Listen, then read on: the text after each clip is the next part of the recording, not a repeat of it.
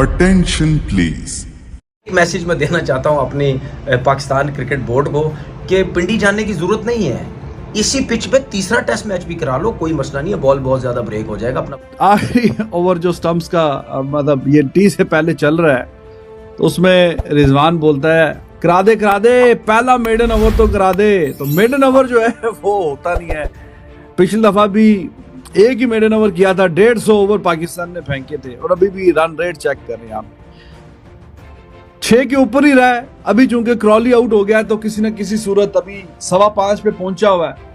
Look at Duckett the way he plays. मैंने अभी थोड़ी 1-2 मिनट पहले ट्वीट भी किया है। We all know that how he plays, है कि नहीं। स्वीप शॉट बहुत ही शानदार खेलता है, उसके पास रेंज ऑफ स्ट्रोक्स है स्वीप शॉट की भी।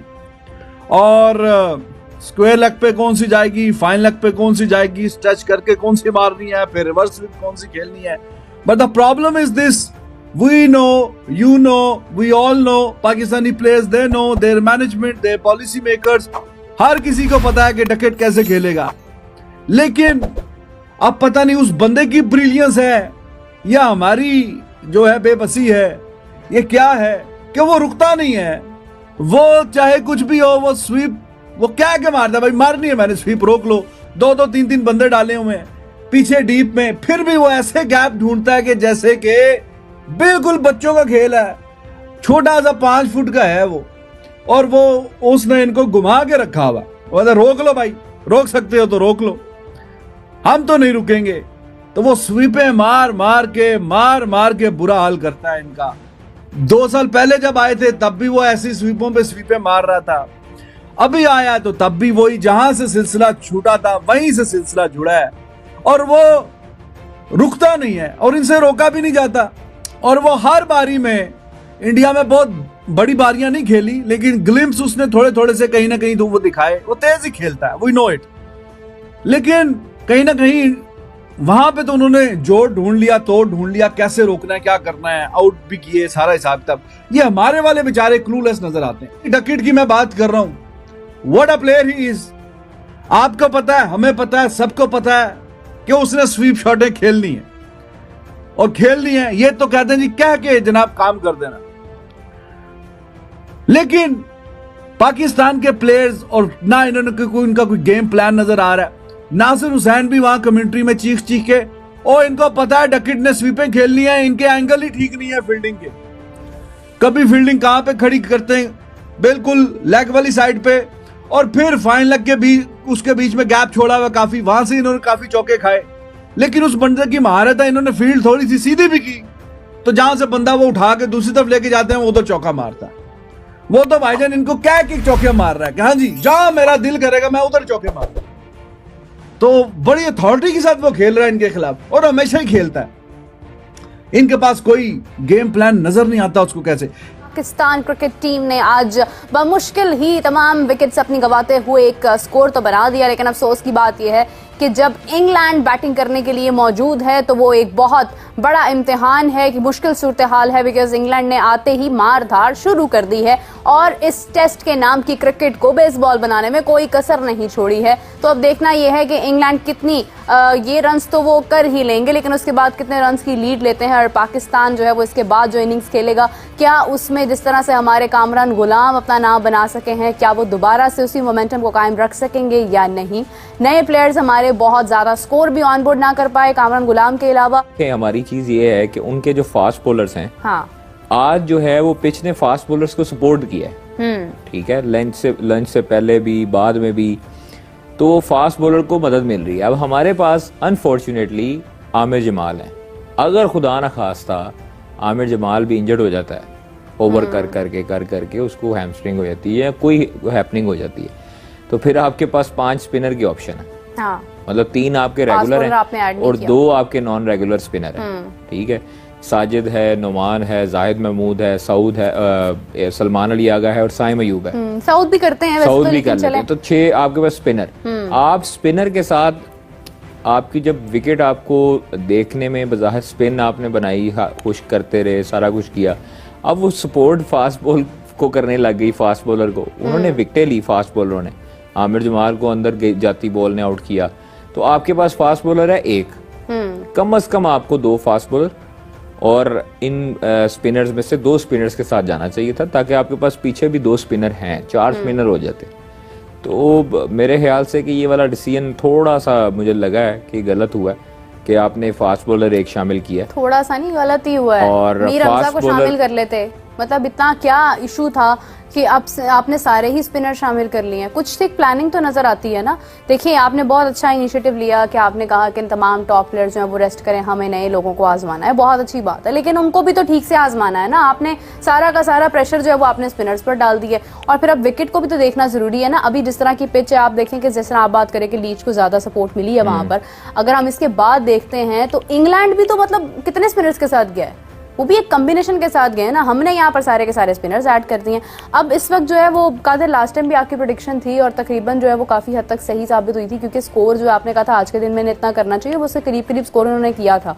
लेकिन अफसोस की बात यह है कि हमने हिस्ट्री तो हमेशा से कायम करने में हमारा बहुत बड़ा नाम है कि हमने हिस्ट्री कायम कर दी कि हम 650 रन बनाकर भी हार गए। तो अब ये बताइए कि क्या लग रहा है कि कितने रन जो है वो आज इंग्लैंड बना लेगा और कितने रन की लीड ले सकता है? देखिए, जिस तरह वो खेल रहे हैं ना, और मुझे लगता है अभी 2.25 घंटे तकरीबन पड़े हैं, तो वो इसमें 250-300 तक जा सकते हैं आज के दिन में। और जिस तरह वो खेल रहे हैं, मतलब 7-8 की वो रन रेट से खेल रहे हैं, तो ये बहुत ज़्यादा बड़ी रन रेट होती है टेस्ट क्रिकेट में। तो वो जिस तरह खेल रहे हैं, मुझे लगता है अगर 2-3 विकेटें गिरती हैं आज के दौर में ना, तो फिर वो डिफेंसिव मोड में थोड़ा सा चले जाएंगे। वो उनकी क्रिकेट नहीं है डिफेंसिव वाली, वो मार धाड़ वाला है। और चूंकि अब हमारे पास स्पिनर हैं, तो स्पिनर में वो चांस भी नहीं लेंगे आगे बढ़ के मारने का, क्योंकि उनको स्टंप का भी खतरा होगा। तो ये चीज़ें हैं थोड़ी सी कि आज का स्कोर तकरीबन 200, 250, 250 तक जा सकता है मेरे मुताबिक। और अगर पाकिस्तान विकेटें लेने में कामयाब होता है 3-4, तो पाकिस्तान फिर इसमें वापसी करेगा इंशाल्लाह। मुझे लगता है कहीं ना कहीं ड्रॉ तक सूरत हाल जा सकती है। ड्रॉ नहीं होता, ड्रॉ नहीं होगा, इसका रिजल्ट निकलेगा। यानी आपको लगता है या इंग्लैंड या पाकिस्तान? 100% रिजल्ट निकलेगा। बड़ा अच्छा खेल रहे हैं, साथ उनका निभाने जो है इस वक्त जो वो ऑलीपॉप जो क्रीज पर पहुंच चुके हैं। पाकिस्तान, ऐसा लग रहा है कि शायद एक पेसर जो पाकिस्तान ने मिस किया है। स्पिनर पाकिस्तान के बेहतर परफॉर्म कर रहे हैं, बट वो अटैकिंग क्रिकेट बहुत ज्यादा खेल रहे हैं इंग्लैंड के।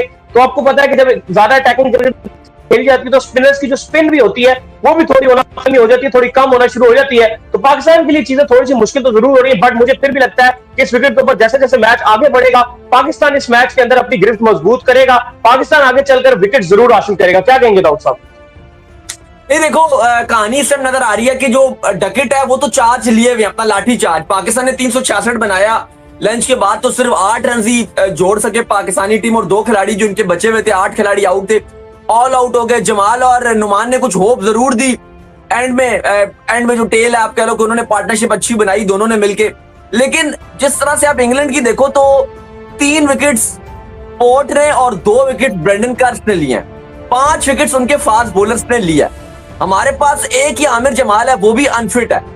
और आप ये देखो कि साजिद उमान से आपको नया बॉल कराना पड़ा, और जिस तरह से जैक क्रॉले और बेन डकेट ने परफॉर्मेंस दिखाई है, जैसे उन्होंने दोनों ने स्टार्ट लिया है, वो बिल्कुल ऐसे ट्रीट कर रहे हैं पाकिस्तान की बॉलिंग को जैसे कोई बिल्कुल ही बच्चों वाली बॉलिंग हो, कोई छोटी टीम के अगेंस्ट खेल रहे हो।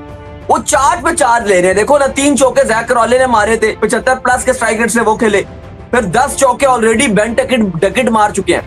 आप उनकी इंटेंट देखो, कितनी अग्रेसिव इंटेंट के साथ बैटिंग कर रहे हैं। और डकेट का तो स्टाइल डकेट तो पाकिस्तान के अगेंस्ट ऐसे खेलते हैं जैसे हक होता है उनका पाकिस्तान के अगेंस्ट खेलना, वो मारेंगे ही मारेंगे। बहुत ही कमाल किस्म की जो इंग्लैंड की अप्रोच नजर आ रही है। लेकिन एक जो बात है, 3 स्पिनर जरूर खिलाए, लेकिन विकेट इतना भी ज्यादा अगर आप देखो तो टर्नर नहीं है जैसे इंडिया में आपको विकेट नजर आते हैं चेन्नई ईटीसी में, कि आप कहते हो कि 150-200 भी बन गया, ये बहुत रन है। पाकिस्तान मुझे लगता है अभी भी इस विकेट पे जिस तरह का पाकिस्तान को स्टार्ट मिला हुआ था, पाकिस्तान कामरान गुलाम की सेंचुरी भी थी, पाकिस्तान को 400 बनाना चाहिए था। पाकिस्तान 50 रन। अब देखो, बात यह है कि अगर आपने 350 रन बोर्ड के ऊपर लगा दिए हैं और उसके बाद आपने ये दावा किया है कि हमने प्रॉपर इस वक्त जो है टर्नर बनाया और हमने 3-3 स्पिनर्स जो है वो अपने प्लेइंग 11 में इंक्लूड किए हैं, तो फिर पिच को टर्न होना चाहिए और आपके स्पिनर्स को फिर डोमिनेट करना चाहिए। हमने ये देखा है पास्ट में कि अगर इंडिया किसी किस्म का टर्नर बनाता है, सिर्फ चेन्नई की मैं बात नहीं कर रहा, चेन्नई से हट के भी इंडिया अगर टर्नर बनाता है तो उनके स्पिनर्स फिर उनको विकेट्स लेकर, उनके स्पिनर्स फिर उनको विकेट भी लेकर देते हैं और वो अकॉर्डिंग टू सिचुएशन ही परफॉर्म करते हैं। अब अगर यहाँ पर ये विकेट्स नहीं आते हैं तो फिर ये आपके स्पिनर्स का फेलियर होगा बहुत बड़ा, क्योंकि पिच तो नजर आ रहे थे, पिच रन हो रहा है, ऐसा नहीं कि पिच रन नहीं हो रहा। इंडिया के भी तो स्पिनर इंग्लैंड को आउट करते ही है ना, और हमने देखा कि इंग्लैंड स्पिन के अगेंस्ट वीक ही है, इतना अच्छा नहीं है इंग्लैंड स्पिन के अगेंस्ट। तो अभी आपके स्पिनर्स के स्किल्स के ऊपर है तो यहाँ पर विकेट्स कैसे लेकर देते हैं। अच्छा, मुझे लगता है कि अब ये शायद स्पिन होगा, स्पेशली कल से मुझे लगता है कि सही मायनों में पता चलेगा कि कितना विकेट पर टर्न है कल से, क्योंकि डे 3 से हमने देखा है कि मुल्तान का विकेट नेचुरली तौर पर टर्न करता है। अगर आप अच्छा विकेट बनाओ, स्पिन विकेट बनाने की कोशिश करो, तो 2 से 3 दिन के बाद विकेट स्पिन होता है। तो आखिरी 2 दिन में तो होता ही होता है, जो डे 4 और डे 5 है, लेकिन डे 3 में आपको उसकी झलक नजर आती है। उस पॉइंट ऑफ व्यू से अगर आप देखोगे तो उम्मीद की जा रही है कि कल हमें ज्यादा अच्छा देखने को हेलो फ्रेंड्स, तो पाकिस्तान वर्सेस इंग्लैंड का सेकंड टेस्ट का दूसरा दिन ख़त्म हुआ। चलिए पाकिस्तान मीडिया का रिएक्शन देखते हैं। पाक पब्लिक बेन डॉकेट का बैटिंग देखकर हैरान है और बहुत घटिया पिच है बोल रहा है, और ये भी बोल रहे हैं कि पाकिस्तान यहाँ से हार भी सकता है, और ये भी बोल रहे हैं कि और एक फास्ट बॉलर खिलाना चाहिए था पाकिस्तान को, और ये भी बोल रहे हैं कि मोहम्मद रिजवान को बैठा देना चाहिए तीसरे टेस्ट में। तो दोस्तों चलिए थोड़ा सा सेकंड डे का स्कोर के ऊपर नज़र डालते हैं। पाकिस्तान पहले दिन 259 रन किया था 5 विकेट खोकर, और दूसरे दिन 366 रन पर ऑल आउट हो गया, और इंग्लैंड बैटिंग करते हुए 6 विकेट खोकर 239 रन बना दिए हैं सेकेंड डे ख़त्म होने तक। इंग्लैंड स्टार्ट तो बहुत अच्छा किया था पहले सेशन में 4 विकेट खोकर, जिसमें बेन डॉकेट ने 114 रन, जैक क्रोली ने 27 रन, ओली पोप ने 29 रन और जय रूट ने 34 रन बने थे, लेकिन हॉरीब्रुक और बेन स्टोक्स ज़्यादा कुछ नहीं कर पाए। सेकेंड डे ख़त्म होने पर मैच दोनों टीम की तरफ है, लेकिन अभी भी पाकिस्तान के पास 127 रन की लीड है, जिस वजह से पाकिस्तान का जीतने का चांसेस ज़्यादा है। देखते हैं पाकिस्तान इस बार जीत पाता है कि नहीं। तो दोस्तों अगर वीडियो अच्छा लगा तो वीडियो को लाइक और चैनल को सब्सक्राइब करना मत भूलिएगा। जय हिंद दोस्तों।